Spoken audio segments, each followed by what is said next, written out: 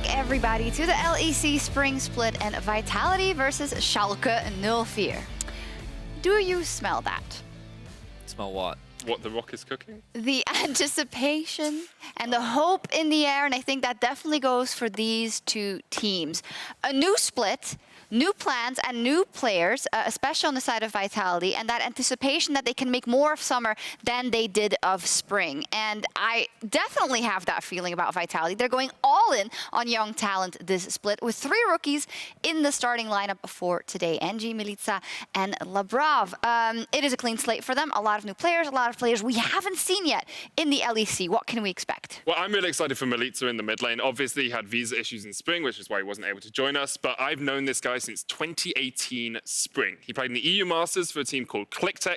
They met up against Origin in the group stage, and they demolished Origin. It was actually a stomp. It was incredible to watch. He has since gone over to Big and came second place in the EU Masters in summer last year. And he is known just as a very powerful mechanical mid laner. We've seen him play Assassins, we've seen him play Control Mages. I'm really excited to see whether he could be the next Jizuke for Vitality. Ooh, big praise. I'm really excited because he was someone that was hyped up last split, and of course because of all the issues that he experienced we didn't get to see, and I think that that was also a bigger issue for Vitality in its entirety, because when you're expecting certain players to join the roster, when you're making a bunch of roster moves during the regular season, I can imagine it's very difficult to find alignment and solve all of the issues that you're currently dealing with. And I think we saw a lot of them primarily playing through Cabochard, playing through the top side of the map, and it made them very limited and difficult to find success. With Milica and now Labrov specifically for me in the bot lane, I'm excited because I think they can play a lot more towards the bot side of the map. I have high expectations for Labrov, and I think he can be another talented support player that we see join the European pool. All right, well, we'll see. Cabochard and a bunch of rookies. Where have I heard that before? I mean, we'll see indeed. I mean, you make a great point. They couldn't really, they were constantly in dubio about if Milica would get his visa and if he would get there or not. And now it's really the project that they had envisioned that they can build on. They're up versus Schalke 04 in this first game for Vitality. And for Schalke, well, their spring split was not amazing all around, but they did have a second round robin as a silver lining. They really found their footing in the second half of the split. And I guess that's what you have to look at when you look forward with this team. I mean, I'm going to be blunt, Sjokz. Gilius and Forgiven were a problem on this team. I think that they had high expectations that were not met in the first half of the split, and because of the constant roster shakeups, Schalke could not find an identity, and we heard it multiple times for Odoamne. I think he made it very clear, and once they solidified the roster a little bit more, we started to see what Schalke was capable of, and Odoamne could really shine after he had, honestly, a very impressive split. I think he did, and you have to remember, Schalke in the last 10 games went 5-5. If they keep just that form up, 50% win rate, they make playoffs this split, and playoffs, you only have to win one best of 5 probably to make it into Worlds. So Schalke, to me, are a team that, although I wouldn't put them up there with Mad or with Misfits or perhaps even with Rogue, could very well surprise, especially in a meta that is more suited to team fighting, or at least we expect to be more suited to team fighting. At the end of last split, they were team fighting well against G2. They were team fighting well against Mad Lions. And if they can continue that form with a more cohesive unit, they can really challenge for those playoff spots. Last split, of course, Innaxe came in. Now we have Nukes, previously known as Sir Nukes a lot, who will be supporting him in the bot lane. How will that influence what Schalke can do this split? Well, I think my eyes are going to be on him to see how he adapts and how they approach the game, because when Schalke found a lot of success, I felt like it came from Lurox specifically finding his footing. And something we talked about at the end of the regular season was online play seemed to enable these players a lot more. Lurox seemed to be like a completely different player on his Lee Sin. And now that we're starting the split in this environment, is this something that gives them a lot more confidence? Is this a situation where they can thrive more and build that synergy that they need to find the same success that they had at the end of last split? And I wonder if we sometimes talk about momentum-based teams that when they start winning, continue winning. It felt a little bit like Schalke were a momentum-based team at the end of last split. I know Odoamne, when he's in a good mental state, is a much stronger leader than perhaps when he is struggling, when his team is struggling. And I think if they can get a win against Vitality today, which is very doable for the Schalke lineup, it could be the start of a really good couple of weeks where they pick up, say, 3 out of 5, 4 out of 5 wins and start challenging for those playoff spots. You know, when you look at the teams, you think, well, actually, it's doable for both teams if you look at who they could have gone against in their first game, right? Yeah, when we look about Schalke 04, we have to say, okay, this is a team that has to vie for those spots in the playoffs. What do you want to see from them to kind of give you the hope that they can get there out of this first game or out of this first weekend, let's say? Well, I think synergy is going to be the big thing for both teams, because when you have a couple of new faces on the side of Vitality, question marks are always, how are the rookies going to fare on their very first game? Now, of course, they have the added advantage. They don't have to play on stage. They still get to play from the comfort of their own home, where they have been scrimming for the last few weeks. Meanwhile, for Schalke, with the introduction of a new support, how does this change the dynamic? What is the identity of this team? So I think that coming into both, I want to see what is the identity? What is the approach that both these teams have coming into the start of the split, and who will be that star carry that we can put our faith in over the next few weeks? I love that. Try to form an identity for these two teams, because that's something we had question marks of when we looked at Schalke in spring and when we looked at Vitality in spring as well. How will they approach summer? It is a fresh start for both Schalke and Vitality as they look to rise up towards former glory. Thank you very much, Sjokz. And of course, this discussion on team identity, I think, is one that me and Frosk have had a little bit as well on Euphoria. And when we look back at last season, while Vitality, I think, struggled to find success, it feels like most of what we saw was, I think, the Cabochard show. Yeah, and I don't want this Vitality roster to carry the sins of the previous one. I think it's a fresh start for Vitality. They unfortunately don't have time on their side. Usually when you're in summer, this is about refinement. This is about preparing yourself for Worlds. That said, I think the expectations and the goalposts are very different between Schalke and Vitality, even though people are saying, let's see what you've got, Schalke. Like, we have no expectations. Let's just see how far you can go. But it feels like for Vitality, it's show us any form of success. And for Schalke, it's you could potentially make it to Worlds. You could be one of those wild cards. And I think that clean slate is a very important thing to have. Taking the expectation off, taking the pressure off. I think the players' expectations themselves are probably greater than any public expectation, because we just don't know what to expect from Vitality. Whereas for Schalke, you heard Medic talk about this momentum, about how once Schalke, are in a good headspace, when Odoamne can lead, they can pick up these wins and they can continue to snowball that forward. But I feel like there's much greater expectations, especially, at least from me, on the side of Schalke No Fear. I really expect big things from this team. I thought they looked pretty damn good at the end of last season. And I think it's important to recognize what they did well to where the development can actually happen for them. Schalke were doing well in those team fights. Individual members were stepping up. You knew that Odoamne was going to be that rock, but Abbedagge was showing a lot higher form. Lurox would have those pop-off moments. So now it's cleaning up some of that consistent macro call. If you didn't see it, Schalke got backdoored about 20 different times. It was actually heartbreaking. So let's break the trend. If Schalke go down today, it's not going to be in a backdoor. Against Vitality, who historically have backdoored a lot. Well, maybe not our strongest narrative, but we'll take it. The backdoor versus the backdoory. We'll find out. You laugh, but when you start to see it, when the stars align.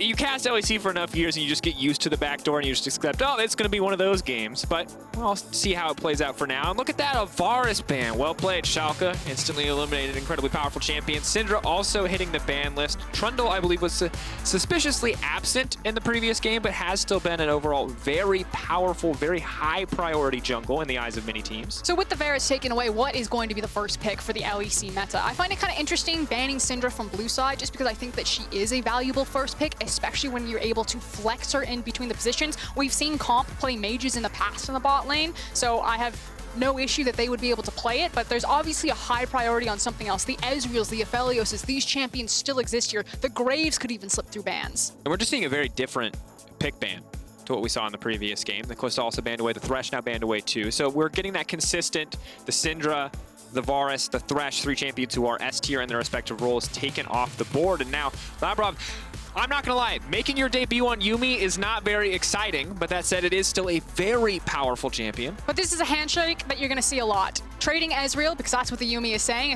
we are going to pick Ezreal for the Aphelios. Now, Graves has been locked in. An answer that we see around the world to Graves is picking something like a Nidalee. So let's see if NG is going to throw down, say, okay, this is fine, we'll take the Ezreal, we'll take the Yuumi, and we'll take the Nidalee, or if he's gonna pivot.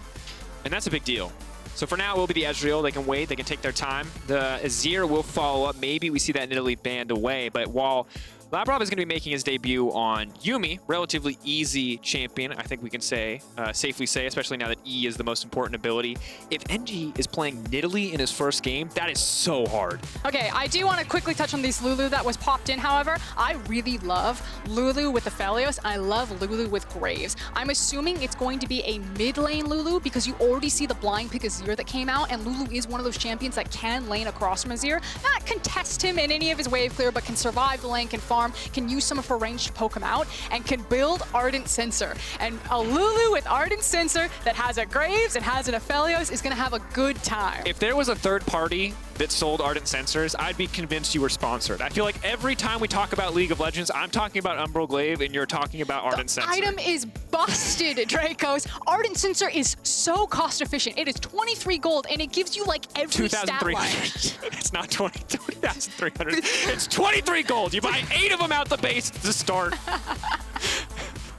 Regardless, it's super powerful, and we can look at that more in game. We're going to get the opportunity potentially to see 2 of those Ardent Censers with both a Lulu and a Yuumi. But for now, the J4, more comfortable jungle pick, taken away. The Olaf also limited. The Wukong as well.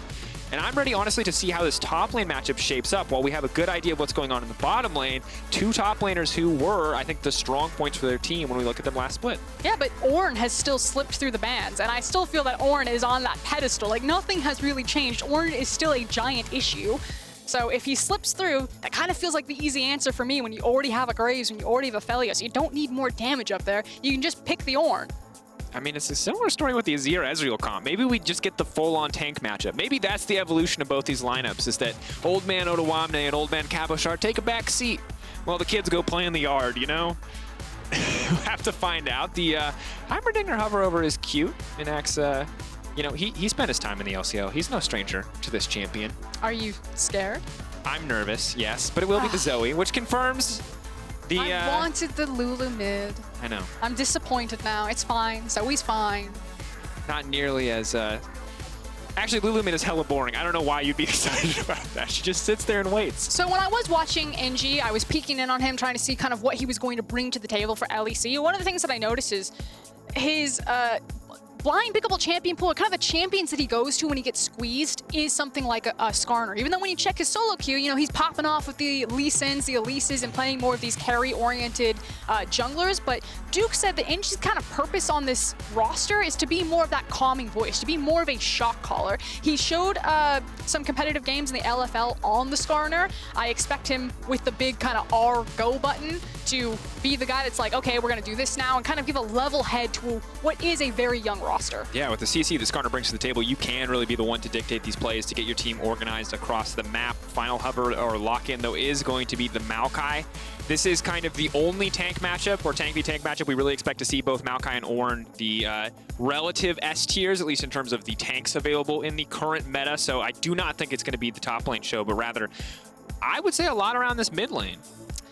Oh boy, when you have Ornn versus Maokai and then you jump towards Azir versus Zoe, I'm like, it's gonna be a long one, Drakos. This is gonna be, we're farming. This is Skarner and Graves. You can't see me, but I'm doing that thing where I don't look excited. But that said, I'm generally very excited for these games, and I'm hoping that you're wrong, Froskurinn.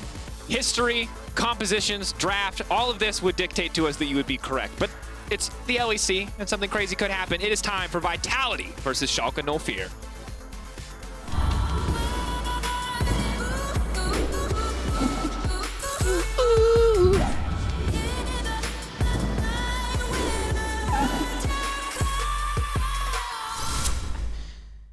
Did they just leave your mic open? Ah, maybe. Ooh, ooh, ooh, ooh. Team, it's a banger. I don't even know what that is or what's going on there, but I want that. Give me the full song, LEC. I demand it. All right, here we are in game, Froskurinn. So, prediction so far, slow, much more about scaling. Potentially, I would maybe argue front-to-back team fighting, perhaps? Well, look at the bot lane summoner spells. That's a barrier on one side, and then it's teleport on the other side. Barrier heal. I'm telling you, I think that the junglers... But you know what heal on Lulu allows you to do, Froskurinn? Further increase the value of Ardent Censer, the most hilariously broken support item in the game, next to Umbral Glaive, but there's just no one who can build that support item. It's just Varus. Peeking it, and like Vladimir's are starting to build Ardent Censer because it gives you still 60 AP for 2,300 gold. It is so cost efficient. It gives you AP, it gives you CDR, it gives you heal and shield power, and it gives you movement speed. And that's on top of before you even get to the mana regen and its unique passive. What is that? Someone's going to build it on a very bad champion because of how enthusiastically you're selling it. But you're right, it almost never feels like the wrong choice. And as we check in on this bottom lane, I'm curious to see how the full Greek Labrov comp bottom lane does, but also how Nukes does. Sir Nukes a lot, player with a lot of strong history in the regional leagues, but Last time he was on this stage, I distinctly remember him getting absolutely bodied by Caps' Zoe. He played Zyra, and he died 7 times that game. Each and every single one of them, I believe, a one-shot from Caps' skills. And of course, it's no shame to die to Caps, but I think Nukes cannot afford that same level of performance today. Unfortunately, the level 1 has been quite rough as he's been tagged a couple of times. As I always want to say Labrov. Labrov? Labrov? Well, there's got to be a good joke in there somewhere. We'll workshop it. We'll call him Bruv. Bruv? No, I think that's... We'll give him Labrov for like a few weeks, just like I called Razork Razor K for like a month. I'm not going to do that one again. He ended up winning Rookie of the Split. I felt bad. That's what made you We'll respect the name.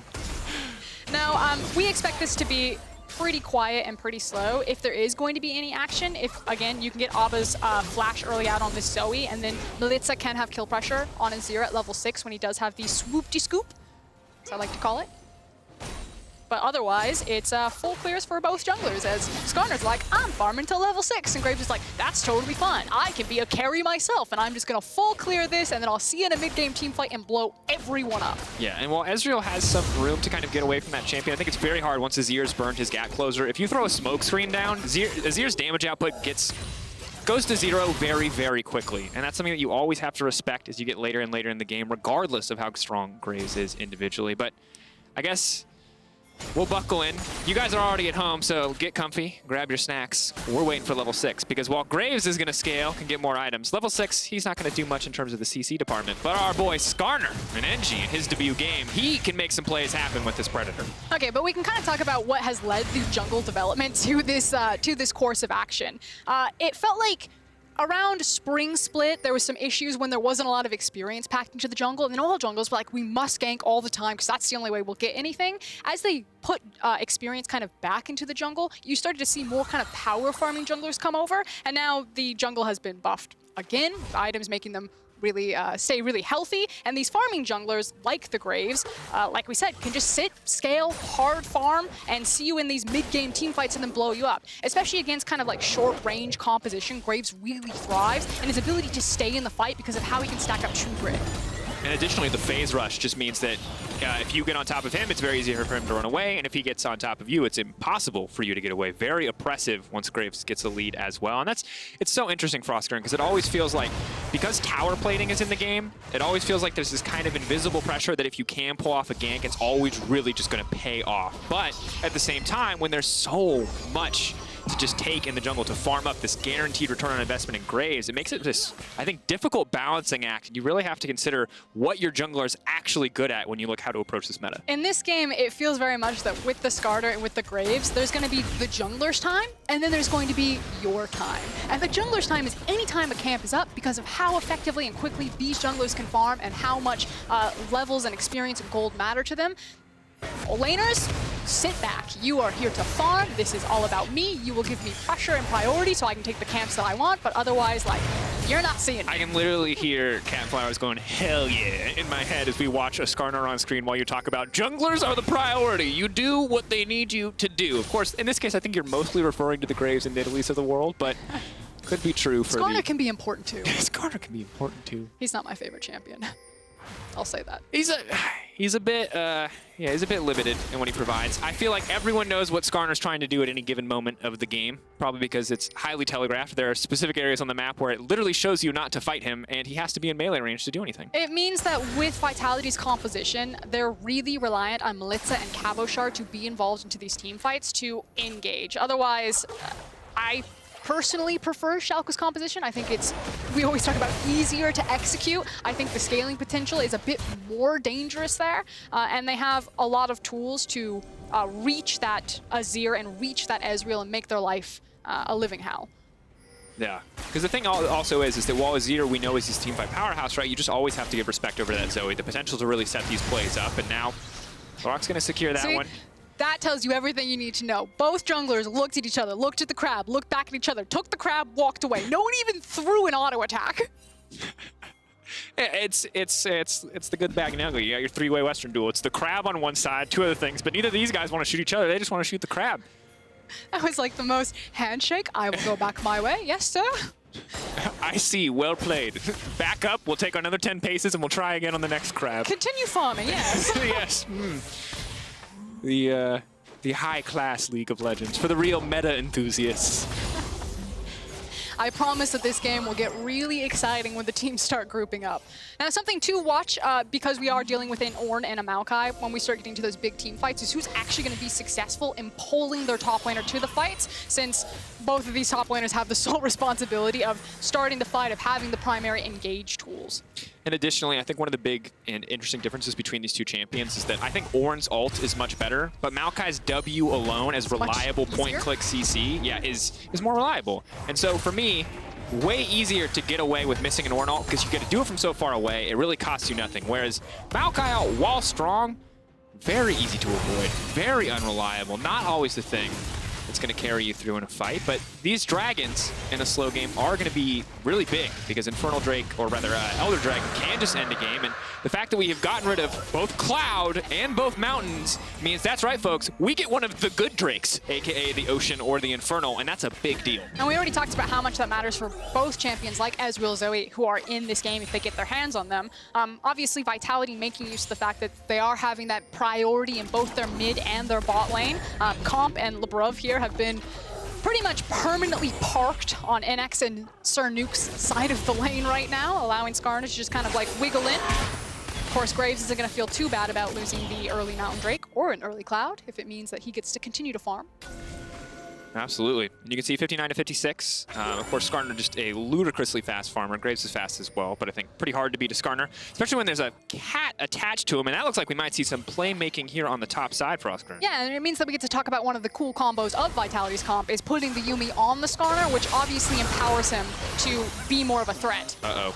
That is a very bad time to be sleepy in the mid lane. And here we go, Milica. Definitely not the debut you were looking for. First blood for Schalke. And so well chained together from Schalke there. Abbedagge's sleepy trouble bubble, as soon as he was out of the sleep, Nukes tags him with the whimsy. The smoke screen goes down on top of him. Azir had no chance to react to any of that. Yeah. Good execution here. And of course, Schalke with a lot more time to play together as a full lineup. It's not surprising to see them execute. But also, I think for Milica, just on the one hand, unfortunate timing.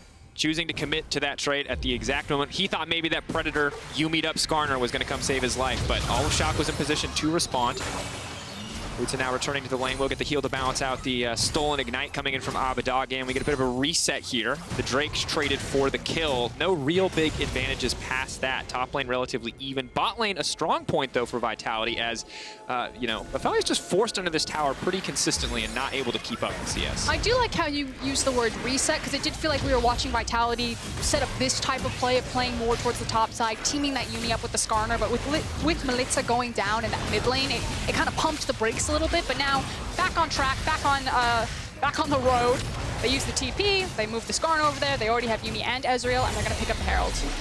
And I like this. I think there's a lot of teams who, when a play fails, they'll give up on it entirely, and there are teams who will try too hard to force it again. But it feels like Vitality still recognize this is still our opportunity. As long as we're here, as long as we've got pressure on the side of the map, we can make it happen. And as a result, they're going to get the Herald uncontested. They will have to give up some of their bot side advantage, as it's very likely that Lulu and Aphelios will get a few plates here, but not going to cost them too much overall, as Ezreal's still quite far ahead in terms of farm. Now, Cabochard is walking to this tower. It's still relatively difficult to deal with Ornn as he uses his ult to clear the wave. Lurox is here too. The fact that he can go unstoppable, though, makes this a very difficult gank to pull off. No Warrior yet coming in for Lurox either. The Cockfield's Warhammer is just 25 AD, whereas the completed Warrior is 60. So a very big difference in itemization to where the Graves would actually like to be. And now we see, honestly, a flawless use of the Rift Herald. Now, that's not the biggest deal. Most teams are pretty good at using it now, as they've gotten used to it in Summer Split, or in Spring Split. But the fact that this team, who is playing their first game on this stage, executed it flawlessly is nice to see. And this could be a type of game where comp on this Ezreal, again, we talked about how Schalke do have tools to try to deal with him, Odoamne in particular to get back there. Lurox, if this Graves gets super fed, is going to do great long-range damage with the ultimate, so maybe you set up the W with the Maokai, you throw the Graves ultimate across of it, Innaxe can fight front to back with the Aphelios, but like, if you don't kill Ezreal, the longer he survives, the more damage he does, and getting fed all of those plates, you could see a setup where Azir zoning farm and Comp and Yuumi do carry this game. I mean, I can absolutely see it. I think the thing for me, Froskurinn, is it's just when I look at reliable damage output, Ezreal Azir feels so much more reliable to me than the likes of the Zoe/Graves. Because Graves is very close range. Zoe's very skill shot reliant. So if we get a team fight that just breaks out where Vitality get a solid setup, it's so much easier for them to execute. Now that said, Abbedagge is not a man you want to sleep on, but he is a man you want to run down, as NG is showing us here, but Abbedagge will just burn his actual flash there to make it out to safety. I just think, like you said, it's going to be a lot of front-to-back team fighting. I think it's a bit more restrictive for Schalke to fight front-to-back.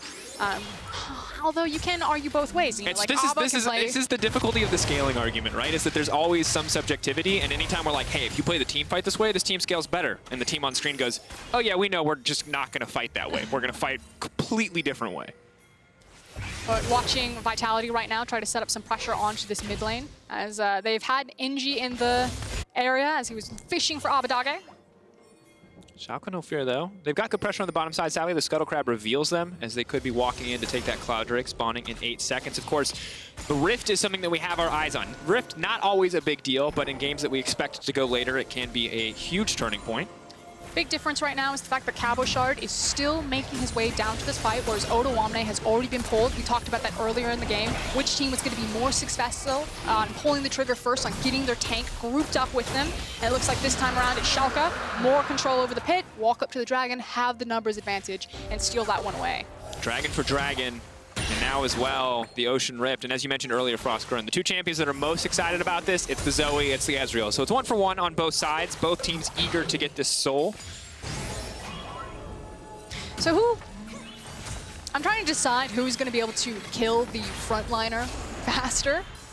I mean, it should always be Aphelios, right? I think to a certain degree. And that's what I feel like this, between these two teams, that's what I feel like these team fights are going to come down to. Whose frontline dies slower should win.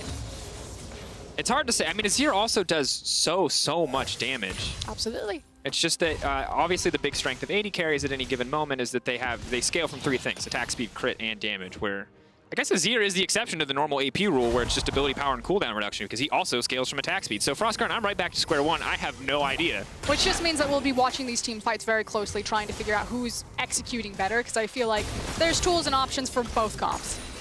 And Milica, of course, a solid enough player. I think one of the big things we see from Azir's in pressure moments is they try too hard to make that Azir sec play. Like what he did in the mid lane? Yeah, like what he did in the mid lane. And I think that as you get late, like from levels 1 to like maybe 12, the Azir sec is great. But from that point on, you have to recognize you're no longer the Lee Sin initiation and you are the damage source. You cannot throw yourself into the backline like that. Also, Milica's responsibility here isn't to be that engage tool. You know, he just needs to play slow for Comp and Labrov to, as we saw G2 do to Mad Lions, layer down that damage and then look for these engage tools like the Skarner, like the Ornn. I think the other big part of the conversation when we want to talk about scaling Froskurinn that we have to consider that's, I think, easy to gloss over when you look at the top lane matchup is the additional value that Ornn is going to be providing in terms of item upgrades.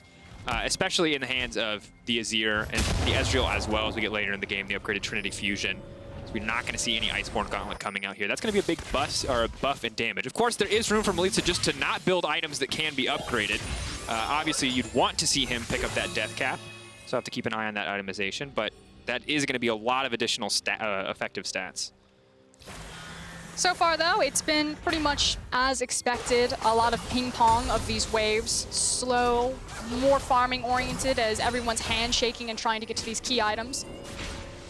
I think the big problem, Froskurinn, is that when we talk about Zoe, and this is something that I think you introduced me to, the concept of, like, once you break mid-lane tier 1 tower, Zoe goes from annoying to impossible to play against. And neither team has really had a big enough advantage here to actually break mid lane open. We've seen the Heralds used, and both times going into the side lanes, not being focused on that mid lane. NG, while he is going to get a little bit cheeky here, he's just going to get a bubble to the face and won't find anything else. I do like the fact that NG is continually checking, though, to see if Abba's going to be able to tap him with that bubble, because if he does miss it, Skarner's just going to fly at him, walk him down. It's the skill check. Might as well check. See if the reflexes are working. I mean, right at this point in the game, totally fine to check. Zoe gets a few more items, maybe not so much. And already we do see the respect QSSs coming out, so the Skarner tax has been paid for Abbedagge. Does not want to risk dying here on whatever side lane he ends up on. Okay, Herald is up. We potentially may see another team fight. I promised the viewers that there would be some explosive action as soon as the teams started grouping up. This might be one of those opportunities. To be fair, though, Schalke once again first to the objective. The difference is, though, is that Vitality have the TP on Azir, whereas Abba's sitting on Flash and Ghost right now, and he does have initial rotation. Well, Vitality for now focusing on the blue buff there, going to get that Scryer's Bloom. She will be able to move into the area and deny a little bit of this vision. Now we see Graves moving down to the bottom side of the map, so it looks like Herald won't actually be the focus here for the teams. Obviously with the tower plates down, second Herald not nearly as impactful, can be a pressure point, but won't just be a guaranteed source of gold. Wow, actually just not deciding to fight for it at all. Like, 100% Schalke You're knows like, you were this is waiting, happening. it's time for a fight, and they're like, no, Froskurinn. That's for 30 minutes. We need to scale a little bit more. Instead, using the time to continue to funnel farm, particularly on their Zoe and their Aphelios. That's now 2 completed QSSs. You already mentioned that Zoe's was there in the mid lane. It's now also Aphelios down there on the ADC role. So taking a bit of a right-hand turn, not grabbing the Zeal immediately. That's going to slow down his build path and possibly slow down this game.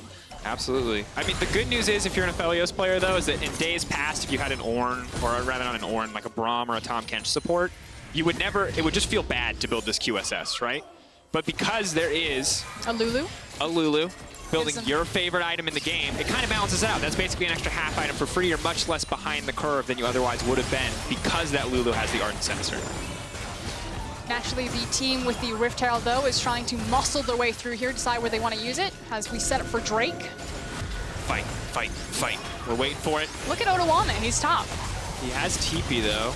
He wants to push his wave out. He's TPing from behind. A good ult here could get a lot done, but Lurox is going to come over the wall. Lurox goes over the wall. Lurox is going to steal it. That's going to be massive, but Cabochard has thrown his ult into the fray. He's going to get locked up, though, and he's not going to be able to fire the ult back. Odoamne, meanwhile, buying so much time on the backside. The front line might be dead before this fight even kicks off, but Sjokz is trying to turn it. Milica's still alive. So much damage comes in. Cabo's still living. Milica's still alive as well, and Comp is going to be unkillable for now, but Yuumi will not transfer, and that means there's not enough healing to keep Cabochard alive. That said, Comp is playing like a man possessed. They're continuing to push forward. He knows he's untouchable with this Yuumi on his back, and Vitality will still find some kills on the back end of that one. Now, Schalke did end up with the Drake, but after everything had gone through, after the big engage tools, Odoamne with that massive ult behind him, they weren't able to throw down the Ezreal. He survived the entire fight. The longer the fight goes on, the higher damage output Ezreal is going to have, and just turned it on its head. So, get the replay. There's Lurox over the back of the pit, snags that Ocean Drake. That is going to be, I guess, a small victory here, but big team fight win. They don't have their tank in front of them. Odoamne gets pushed out of the fight, jumps onto Cabochard, tries to get in front of him, but Comp is Ezreal with Yuumi. Walks everyone down. I think not the cleanest team fight overall, but we do see a lot of what Vitality's comp is good at, which is kind of weathering the storm with that Yuumi, and also the kind of the weakness of Schalke's comp in that the Graves, the Zoe, and the Aphelios, in theory, are all very vulnerable to Skarner. Of course, there's 2 QSSs to balance it out, but we saw after stealing that Drake, Lurox essentially got to do nothing in that fight. And it just means that Schalke's composition is going to be really reliant on when they can actually have kill threat on something like the Skarner and the Ornn. And that is the graph that tells exactly what happened. 5k Ezreal damage. No one touched Ezreal Yuumi, and they got to have a field day. It's only going to get scarier, too. This is we might as well trademark it at this point. Ezreal 2-item power spike.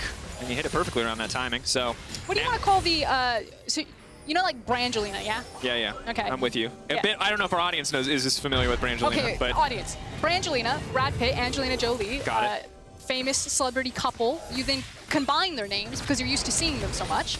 Ezreal Yuumi, kind of like the Brangelina of League of Legends. True. But what do you name them? It's really hard because none of my names are wholesome.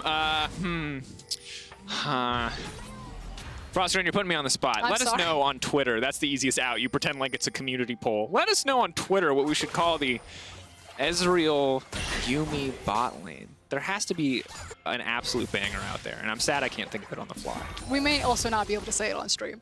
That's true. Almost definitely true. But anyway, Vitality pushing in. They are going to break open the mid lane.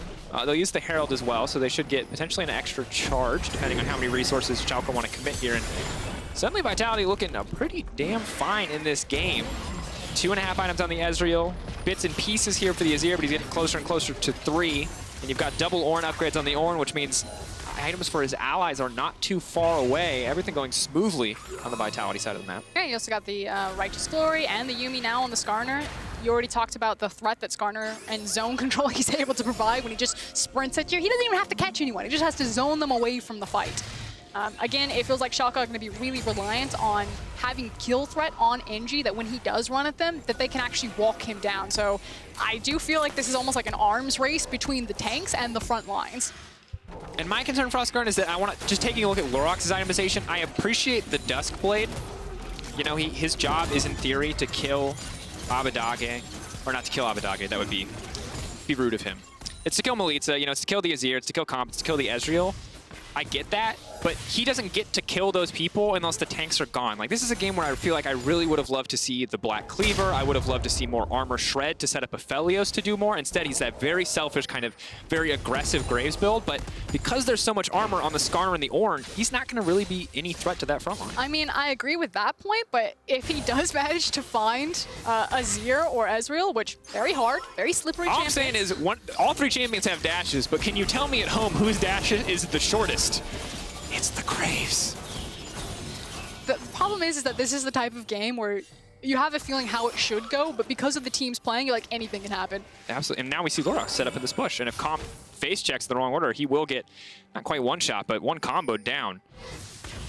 So it's a very different strategy. It's not going to be front to back for Mr. Graves here. Maybe instead looking for that flank. And when you have a Zoe on your team as well, there is a lot of opportunity to pick, to poke, to find individual pickoffs before fights kick off. Yeah, they're playing hit and run League of Legends while Aphelios is just doing his best vacuum impression, Hoover impression for our European UK fans. He's just trying to sit, get as much farm as possible. He's not got that zeal. All I'm saying is the fact that we don't have a vacuum sponsor yet is astonishing. There are so many AD carries who just power farm in our league when they're given Aphelios. It could be a great opportunity. That's all I'm saying. BD, let's make it happen. The Dyson power farmer of the game. Upset every game. And Laus Biko also makes vacuums, in which case it's the Biko power farmer of the game. Regardless, NG is going to grab this one, interestingly uncontested. It feels like Schalke, after that last fight, are significantly more hesitant. And of course, mid lane tower being down, they don't really have vision, so it makes sense, but also surprised to see them pull their foot off the gas this much. Oh no, I think it's really expected. You know, it's not for Soul just yet. We already talked about how important funneling farm onto Innaxe is going to be right now. Like, Schalke are making a very conscious decision to be like, top tower for Ocean Drake, that's fine. Shake that every single time, buy you some more time before this Baron is becoming into play and getting Aphelios to that point that we need him. Yeah. The difficulty now for Vitality is I think they're keen to fight. They're done. They don't want to keep handshaking on trades, but Schalke just keeps being like, oh yeah, sure. Oh no, we'll go over here and trade. We'll go over here and trade. They're like, no, come to us. Fight, please, fight. Especially with Comp now getting the Trinity Fusion.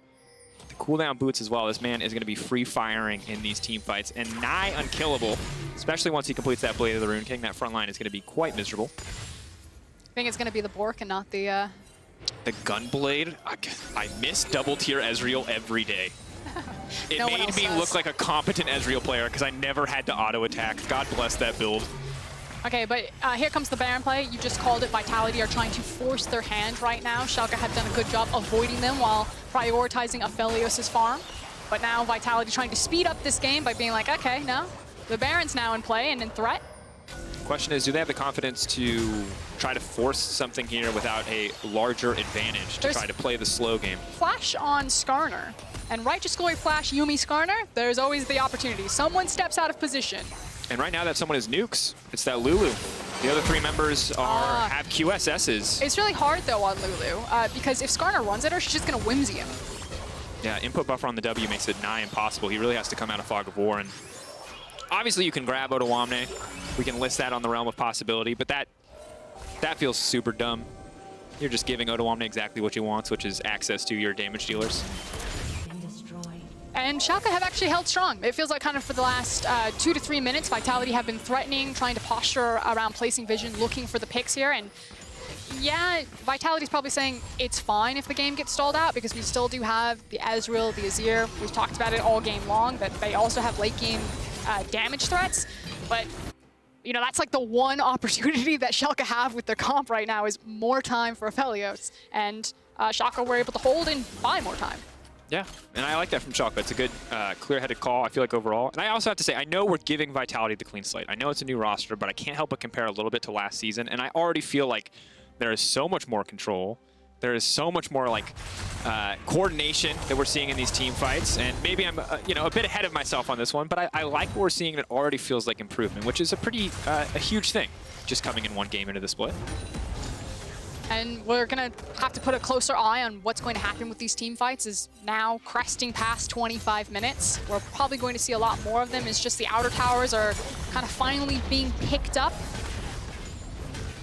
One at a time here. Of course, Schalke staying just about neck and neck in gold overall. We're about 2 minutes out from Ocean, but it is not sole point, so neither team really needs to fully contest, which means all eyes are centered here on the Baron pit.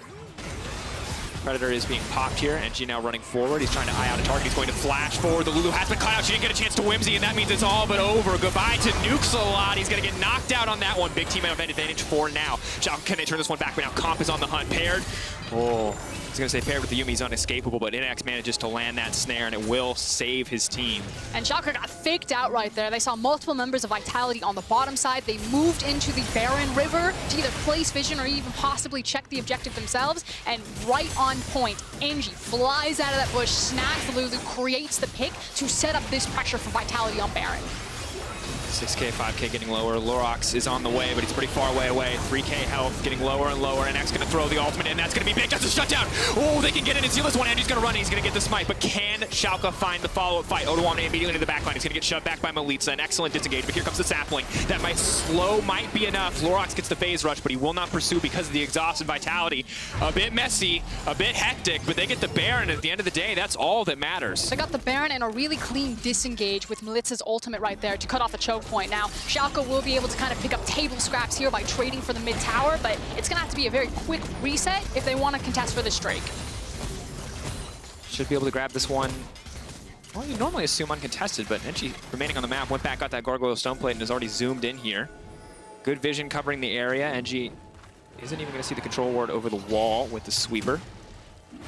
I think maybe Schalke just try to go again. Of course, you don't want to let them use their Baron buff, so maybe try to force another fight, but no chance to contest this objective. The TP's coming in, but a little bit late here as Comp returns to the mid lane. And at this point, Schalke are like, okay, we've set ourselves up that we can actually contest for a soul.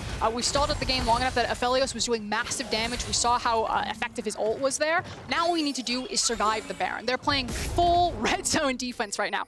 No one dies, no one takes a step out of place, just wave clear, give away towers if you need. We want to fight and win the game on the next big team fight for things like that Dragon Soul. You've heard of leave no man behind. This is leave everything that is not a man behind. You take the towers, they can take the minions, they can take any other objectives they want. Do not, under any circumstances, give up a player. But on the other side, we talked about it with G2's composition, Vitality's composition for how big Comp is. Now having that Blade with Ruin King complete, this is exactly where he wants to be. He's got the Baron behind him, means he's always going to have you underneath the tower, and he's just taking pot shots. And when those Qs connect on top of Yuumi's Qs, it is massive damage. And if someone gets chunked low enough, that's going to be the Ornn Horn and the go-ahead for Vitality to storm under the tower and end this game. Now it just puts the pressure on, or that much more pressure on Schalke, knowing that that kind of powder keg is waiting to go off at any moment. All it takes is for someone to be out of position, and Comp obviously continuing to farm up. Interesting to see what his final choice is. I would love a cheeky Duskblade, frankly. I think that item's really fun on Ezreal, but I think more likely that we'll see the Death Stance double lifesteal itemization is Innaxe, reminding us why the superior scaling AD carry is mostly considered Aphelios. It wouldn't have been that way. So there was two things there. The Ezreal Q didn't hit Innaxe, and we would have seen how much damage that would have done. And Innaxe wasn't able to tag the Aphelios ultimate. All right, let's see right here. Oh, no, he's arming the creeps. Q. All right, well, he's 0 for 3 since we've been really taking an eye on these Qs, but the ult will... Never mind. Unlucky. Stop cursing him, Drakos. I'm absolutely just let the man cursing him. He's just going to play. Sit in the tower. Innaxe, though, still stepping forward with a lot of confidence. Has to give a lot of respect. Obviously, you can get the Whimsy, you can get that movement speed steroid from Lulu, but you don't quite have the same amount of reliable safety, and you have to respect the Ornn and the Skarner in these fights. And unfortunately, it feels like Vitality's Baron has now teetered out here. Not being able to tag that damage, you know, missing a lot of damage potentially with a lot of these skill shots going wide. The fact that some mistimed resets came in, that, you know, all of Vitality weren't consolidated to really push with the Baron. Schalke kind of wiped their hands and be like, that was pretty painless, actually. We survived the Baron, only lost, I think, 2 structures, continued to pick up massive damage. The Death Stance is now completed on Aphelios. Feeling good. absolutely feeling good. The additional crit cloak as well, so he's up to, I believe, 70%. It's only 20% on the crit cloak now. Additionally, remember that they won the Ocean Drake in that last exchange. It was kind of their consolation prize, which at the time seemed like a bad deal, but now that Vitality have failed to get any greater advantage of the Baron, is great. They're on sole point. If it chooses between trading Dragon or Baron, Vitality have to be willing to go to the Dragon to contest the Ocean Soul. Wait, Schalke fans have been here, and True. I feel like there's a little bit of fear because Schalke games get extended, and the longer they go, the less consistent some of the macro decision makings have been made around really important objectives like soul points, like elders. So I'm glad that we're gonna, you know, trial by fire Schalke in their first game back. Room to showcase improvement, Froskurinn, I think is how much more polite can we get that phrasing. But Milica now, of course, with the upgraded death cap, pushing here on the side lane. Both teams more than enough tools to win a fight. It's just about trying to spend all their effort to find the perfect battleground to fight it, to find the perfect setup. Now, Odoamne does have to be careful here. He is very tanky, but could get picked off. He will just throw his ult out, try to buy a bit more space. I don't think they're going to commit onto this one. Ornn coming in, Innaxe going to throw his ult out. Big damage chunk out to start the fight, but it's just going to be the tier 2 tower and a lot of resources burned from both sides. But now you have to think that Schalke are going to play pretty slow until they have access again to the Maokai ultimate. Meanwhile, Vitality picking up another free tower, continue to stack gold. We've talked about a lot of the damage items that have come through. You know, you have the Gargoyle Stoneplate now up on Skarner. Ornn has basically just been about himself, and now he has the redemption item on top of it. These are very beefy boys for Vitality. And as long as these skill shots are connecting, as long as Azir is in position. Yeah. We were talking about range supports being the meta in the bottom lane. We just forgot the top lane are also just melee supports, because we're going to get Locket and we're going to get Redemption for both of these guys. And that's going to be huge shields in the team fight. And that's going to, a lot of the poke that Zoe wants to bring to the table, if they can start a fight and catch her out, her damage is just not going to be relevant when it can all be immediately blocked out by those two items together. Okay, so everything is up for everyone. Virtually everyone has flash, everyone's got their summoner spells. The Maokai ultimate has backup. This is it. Ooh, 4 members sitting there on that one. Unstoppable now as Odoamne wants to back off. The cat ult has been used. Odoamne is going to flash out to safety.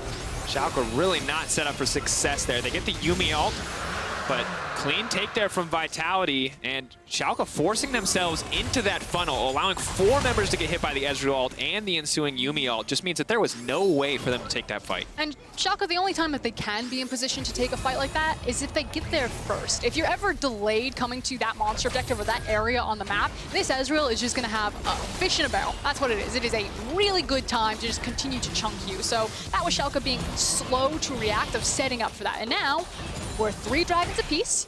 The Baron will be spawning soon. We will both be competing for soul. Oh my god, we're 3 dragons apiece. We're 3-3 in kills. We're not 3 towers of 3, sadly, but Comp won't get caught out there. Were you like trying to decode the secret message? I was like, what are we doing? 30? It was 33 minutes? It wasn't, it was 35.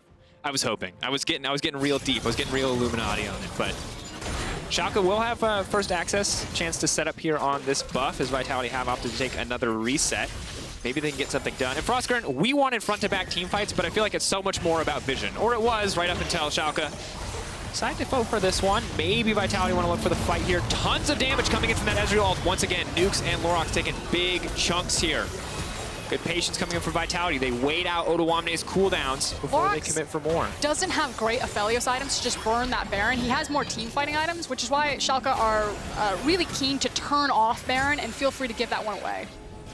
Yeah, and sadly for them, the way that Vitality's positioning is so solid, because you can already see Milica pushing in the mid lane. The way Vitality is walking is just saying, we will protect our mid laner while he pushes in and takes your towers, and the only way you can stop this is to fight in your jungle on our terms. And now we see the fight breaking out. Milica now walking over, but they started the fight a little bit early. Milica's not in the area. For now, it's Vitality there to disadvantage. Milica off to the side. Abbedagge trying to find this poke, but Innaxe cannot afford to overextend. Comp essentially untouchable at this point. Will not get hit by the sleepy trouble bubble. Milica will push in a little bit more, but I have to wonder why Vitality tried to force there. Milica could have taken the tower. But we are really sitting on a knife's edge, though. Anything goes sideways in these team fights, and that's it. It's going to be game virtually either direction, because you're starting to see how much damage is coming out of both of these comps. So if Innaxe gets his moment to shine and gets to step forward and kind of be that big hyper carry at this point, then things look good for Schalke. But comp is disgusting on Ezreal. Hate this champion with Yuumi. As do I. I think the unfortunate thing is just Schalke, you know, they try to rush down the Baron, they've got the vision, they've got the setup, but then you group up for Ezreal ult and everyone takes 600 damage in the pit, and suddenly you gotta respect the Ornn a little bit more. And the lack of tanky bodies on the side of Origin. And Maokai doesn't feel like enough in this game. They just really weren't set up for what Aphelios' guns he had available. Maybe next time it's better. So here we go. Abbedagge getting us kicked off. Odoamne leaping forward, trying to catch multiple people in the pinch. It looks like he will be able to lock down Comp, trying to get a bit more space here. Lurox off to the side. The Graves has found his way forward, but he has not into the backline quite yet. Innaxe untouched for now. Lurox can use the collateral damage to take himself out to safety. It's just going to be the one kill in the favor of Vitality. Things look so promising for Schalke there, but it is simply not enough. And we do need to point out, Lurox is level 17, but yeah, it doesn't feel like a level 17 Graves. You know, you're expecting the big damage, and I think it's the heals that it's coming out of Lulu are just so oppressive as Vitality back on the Baron. And keep in mind, we have no healing reduction.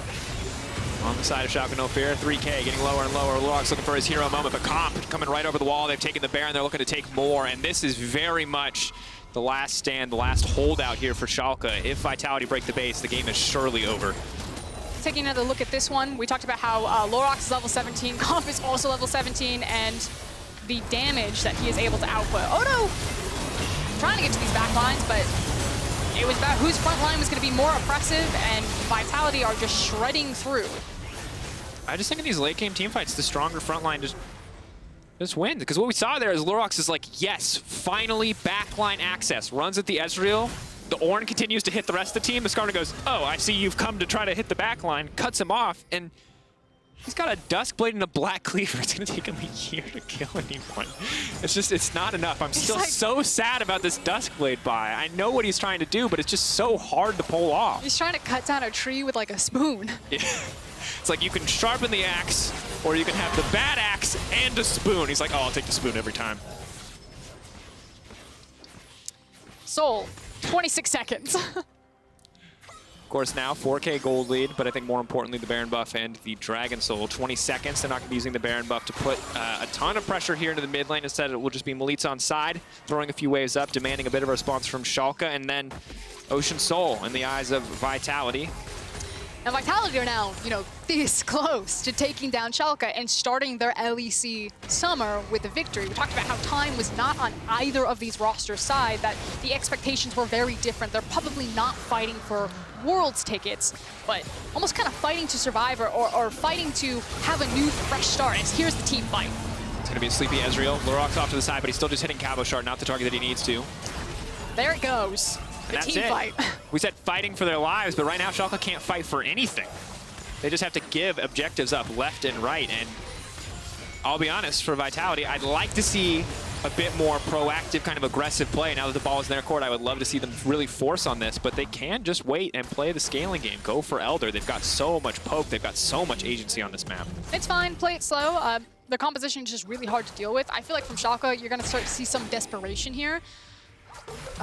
And that's probably going to be with Odoamne looking for a really deep teleport flank. And that might be the hill that Schalke die on. Ah, Frosk, that's just so difficult to pull off because he doesn't have any damage, and there's QSSs everywhere.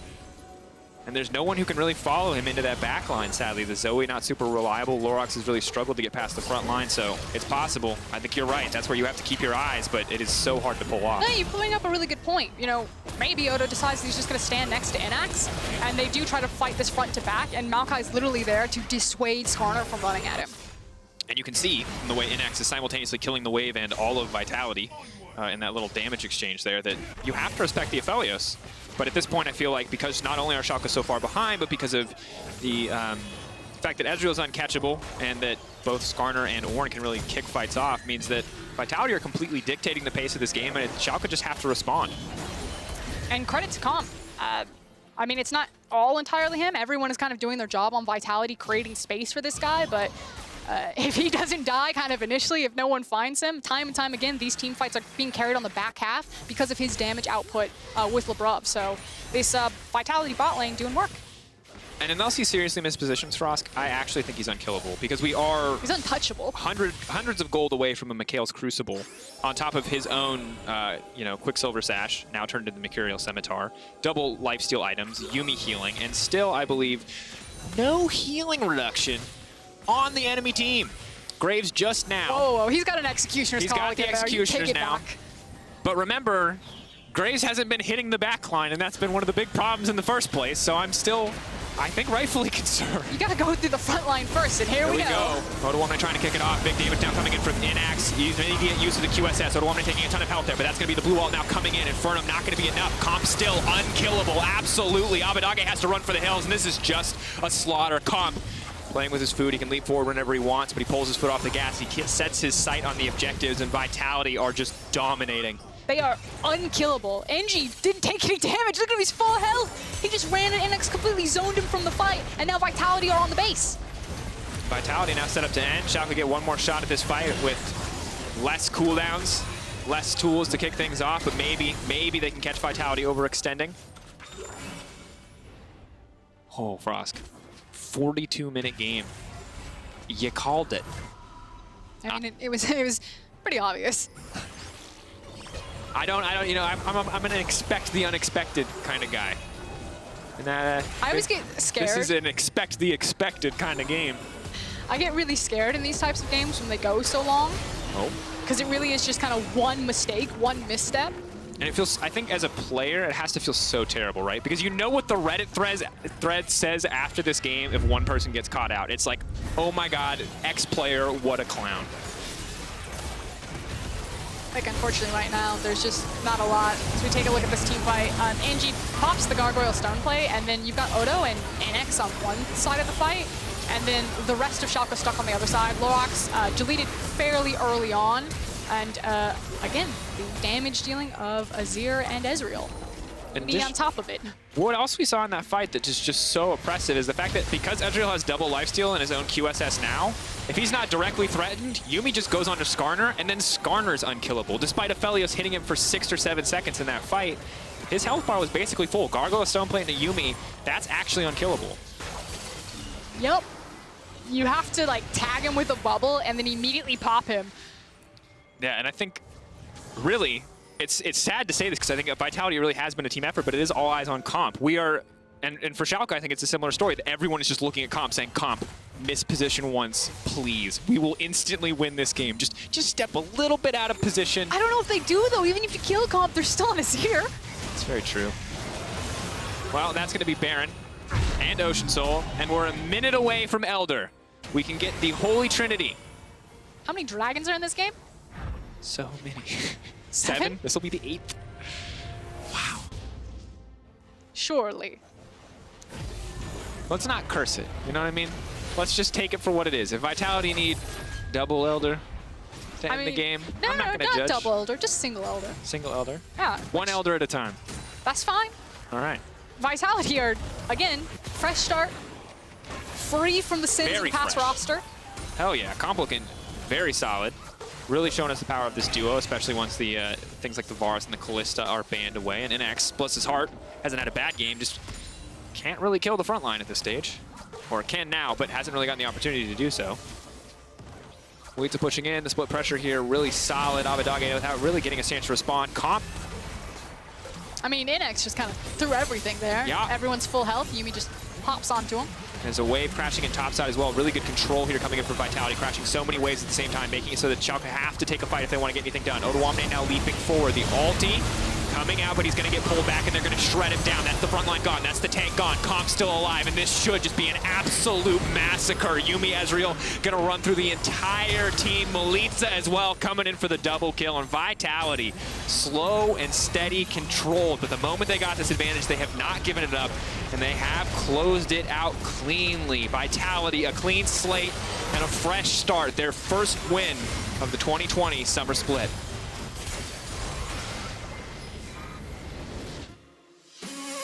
Can't ask for much more from Vitality right there. Huge credit to their bot lane in particular. Everyone was doing their job.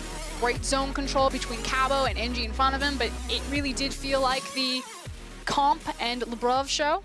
Absolutely did, but we have to give credit to Engie because we talked about his playstyle as being kind of this leader and kind of the shot caller. And one thing we assume from what we've been told, that's his style behind the scenes, kind of what we can expect from him. And that was, can't say for certain who called or made all those calls, but that was a relatively clean game from Vitality. There also just weren't a ton of options for Schalke. You could see, again, what the composition wanted to do, but it just took so long to be able to have any kill threat on the front line, and then eventually they just stopped having kill threat, it felt, on the front line, and at that point, you just knew it was going to be an inevitable rollover from Vitality with Azir and Ezreal.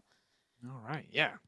Sad, rough game for Schalke. We'll see what they can do in the week to come. But our key player of the game at LEC on Twitter is the place Cabo, NG, or Comp. Where's the Yuumi love? Yeah, where's the Yuumi? Do you know how many E's and R's we saw push that game? Many is the answer out there in the Twitterverse. But of course, otherwise, just let us know. Cabo, NG, Comp. I think it's a hard one to decide. What? It's Comp. I mean, he had a Yuumi. Yeah. If we call them one entity, sure. But otherwise, it's like, so few kills happened that game. It's really hard for me to decide who actually like made the biggest impact. It was so slow. It was so controlled. No, everyone knows. Viewers at home, you know, it was Comp. Like, NG and Cabo did a great job with zone control, but into an Aphelios and was instantly full health again. That's a balance issue. That's not a skill thing. Regardless, Comp did play fantastically. There is no wrong choice. And after the break, we're going to hear from one of the Vitality players. So don't go anywhere.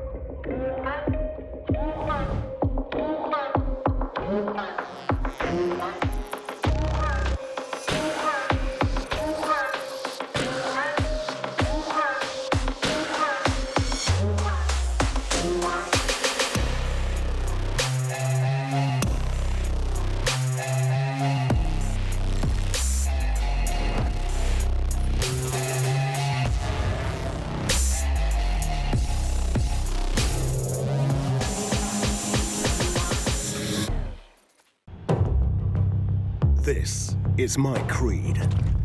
The boots that make me faster. The items that make me stronger.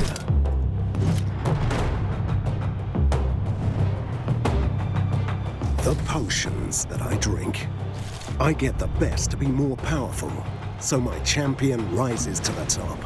But all this leveling up means nothing if I don't level up myself. It's the healthy potions I drink in real life that make me stronger. Because you can only rule the game when you realize you are your most important champion. To play like a pro, eat like a pro.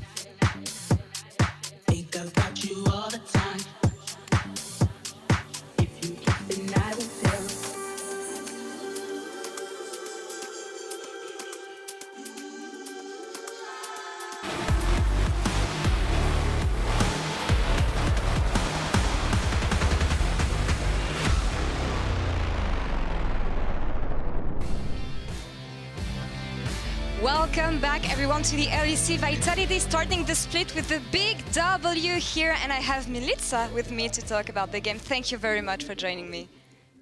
Hello, thank you for having me. I mean, I want to say, finally you're here. We've been waiting for you. How does it feel to finally be in the LEC? The first game, how was it for you? Yeah, I mean, I'm obviously pretty excited. As you can see in the game, I was kind of hinting a bit, so also nerves are there. But yeah, I'm finally happy to be able to play. Yeah, we don't say inting, we say having fun in Europe. And you like Yeah, it looks like you had a lot of fun having here. I'm super proud for you guys to taking the first win, but it seems like it was a difficult one.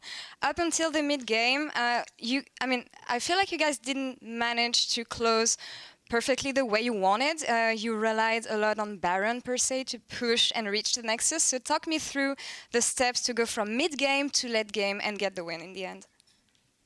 Yeah, I mean, obviously, like, it's our first game, so I think we were a bit scared, let's say. We had like Ezreal double item spike, and we were still like not contesting Drakes properly. Yeah. So I think it's just the start, you know. I think we can actually play better than this. Yeah, and you'll have many weeks to prove that in the end. But I want to know, we don't know you so much, so tell me a bit about yourself. How would you define yourself as a mid laner? I mean, I would say, like, I'm pretty aggressive laner. I really like to punish enemy mistakes, and yeah, I mean, back at the day, I had like problems with transferring pressure from mid to other lanes, and that was like one of my biggest issues, and I would say now I'm pretty good at it. And yeah, unless I'm having fun on mid lane, I think I'm gonna be pretty good. I think it's off the meta for now, but I want to know, do you have any inspirations, any players you're looking forward to facing on the Rift in the LEC? I mean, of course, I want to play against Caps and Humanoid, and yeah, I mean, those two players are like the top two, I would say, because I think they have a pretty strong lane.